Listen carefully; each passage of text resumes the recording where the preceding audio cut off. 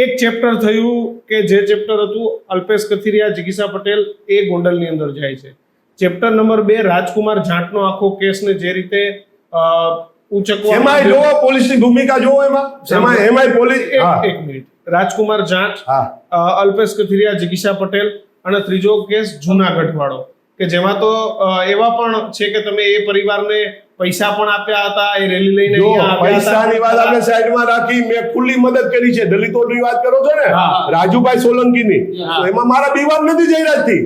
હું ખુલ્લેઆમ કહું છું કે મેં મદદ કરી જ છે અને દલિત સમાજને અન્યાય થયો તો મારી આગળ આવ્યા તો મેં એને મારે એક રાજપૂત તરીકે જે થાય એ બધી કરી છે મદદ. કેવી મદદ નહીં, એમને જે ગોંડલ આવું હતું તો એમને જે કાંઈ મારો સાથ સહકારની જરૂર હતી બધું મેં આપ્યું છે. મારે ક્યાં બીવાનું છે? મારે જયરાજથી શું કામ બીવાનું?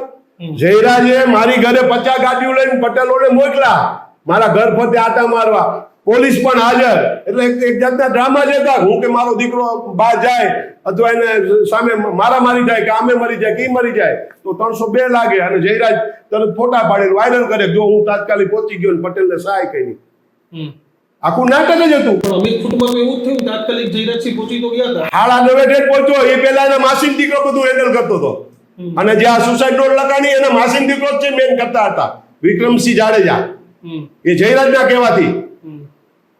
અચ્છા, આજે અમિત ખૂંટ હતો એનાથી તમારે એ રીબડા ગામનો જ હતો, તમારે પર્સનલી વાંધો હતો? કોઈ વાંધો નહીં.